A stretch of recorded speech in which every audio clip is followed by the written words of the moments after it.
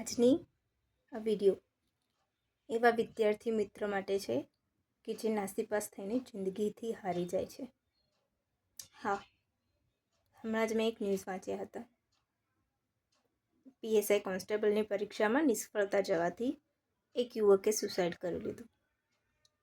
તો દોસ્તો, એટલું જ હું કહીશ કે તમારા માટે કદાચ જોબ, કેરિયર બધું જ હોઈ શકે છે, પણ તમને ખબર છે, તમારા પરિવાર માટે તમે બધું છો, ના તમારું કેરિયર. ખરેખર મને એમ થાય છે કે અત્યારની જનરેશન ક્યાં જઈ રહી છે? કેમ નિષ્ફળતાને સહન નથી કરતી? હું તમને ટોન્ટ નથી મારતી કે પછી પ્રેરણા, ઇન્સ્પિરેશન આપવું, એ બધો મારો હક પણ નથી. પણ હું તમને એટલું કહીશ કે જીવનથી ક્યારેય ના હારવું જોઈએ. જીવનની પરીક્ષાઓ તો આવતી અને જતી રહે છે, અને એમાં નાપાસ થવું એ પણ જીવનની પરીક્ષાનો એક ભાગ જ છે.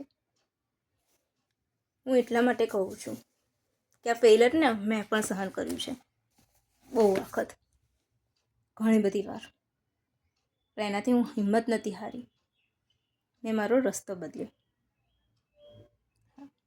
તો પ્લીઝ ફ્રેન્ડ્સ, બને ને તો આ મેસેજ, એક કવિતા લખી છે નાનકડી, કદાચ એમને પ્રેરણા મળી જાય.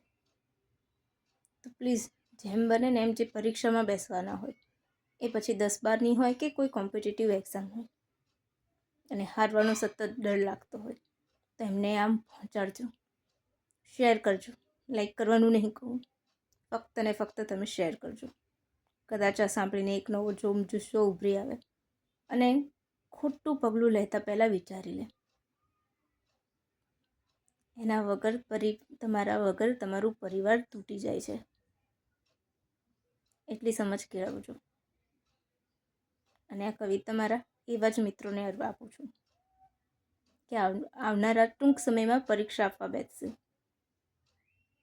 પ્લીઝ ફ્રેન્ડ્સ, હારતા નહીં. હું તમને વાંચીને સંભળાવીશ.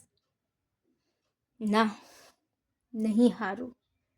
ના, હું નહીં હારું, નહીં હારું ને નહીં જ હારું. હા, નહીં હારું.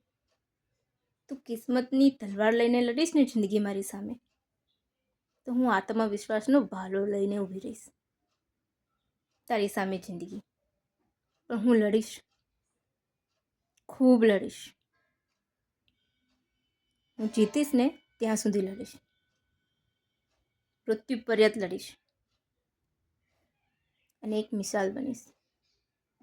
હા ફ્રેન્ડ્સ, પ્લીઝ, એક રિક્વેસ્ટ છે, જેમ બને ને એમ શેર કરજો.